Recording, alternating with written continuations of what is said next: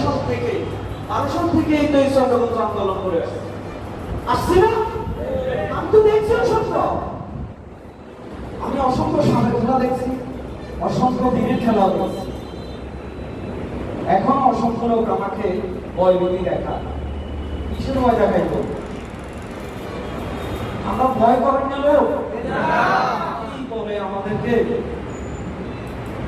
আমরা খেলতে খেলতে এতটুকু হয়েছি, অতএব আমাদেরকে খেলার ভয় দেখাবে না। আমরা সংখ্যায় কম হতে পারি, কিন্তু আমাদের আল্লাহ কিন্তু অসংখ্য শক্তিশালী, তিনি আমাদেরকে শক্তি দেয়। সংখ্যা থেকে ইসলাম বিজয় হয়েছে? আমি আপনাদের কাছে উদ্যত আহ্বানটাই যে আগামীতে যদি চন্দ্রগঞ্জ ইউনিয়নের কারণে ডক্টর রেজাউল করিম ভাই কোনোভাবে বোর্ডে ডিফিট খায়, সেটা পুরো দায়ভারটা আমাদের উপর থাকে।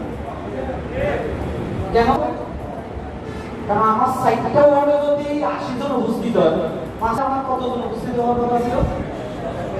আমার টার্গেট ছিল 150, কিন্তু 150 উপস্থিত হয় নাই।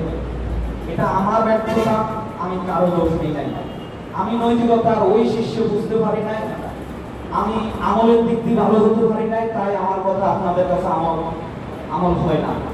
আমি আপনাদের কাছে আমার জন্য দোয়া চাই, আপনারা আমার জন্য দোয়া করবেন, যাতে আমি ওই সেরাগ হতে পারি, যে সেরাগের রসুলটা পুরাটা ইউনিয়ন আলোকিত হতে পারে।